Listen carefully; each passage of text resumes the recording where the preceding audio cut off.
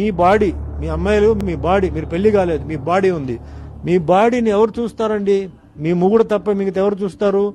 మీరు మొగుడుకు చూపిస్తారా, ఊరంతా వాళ్ళకి చూపిస్తారా? ఆలోచించండి. Your virginity is only for your husband, not for everybody.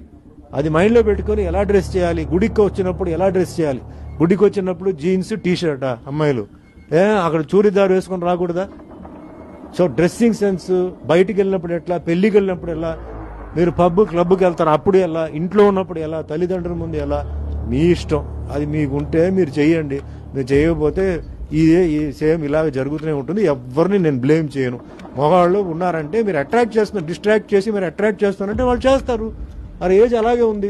But at same time మహిళలు కూడా నేను ఒకటే చెప్తున్నాను, ఇది భారతదేశం కాబట్టి ఇక్కడ డ్రెస్సింగ్ ఒక లెవెల్గా మీరు చూడండి.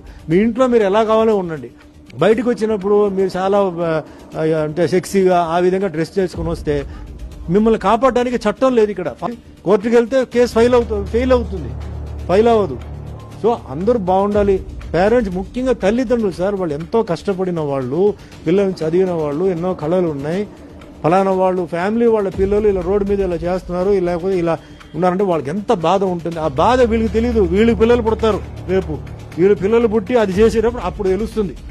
అప్పుడు మా తల్లిదండ్రులు కూడా ఎలా బాధపడి ఉంటారు అని అప్పుడు తెలుస్తుంది.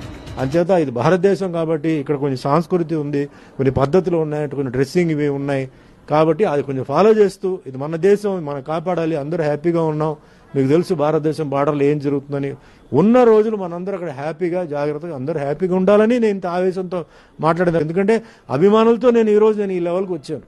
కొన్ని అభిమానులు ఇంట్లో, అంటే నా అభిమానులు వాళ్ళ పిల్లలు కొంచెం అలా జరిగినప్పుడు వాళ్ళ బాధతో నాకు చెప్తున్నారు. వాళ్ళందరికీ చెప్తున్నాను, వేరే వాళ్ళు కూడా, నా అభిమానులు కాకపోయినా వేరే వాళ్ళకి చెప్తున్నాను. ఉన్న రోజులు let us be happy, let us live with love and affection, and let us all be Indians.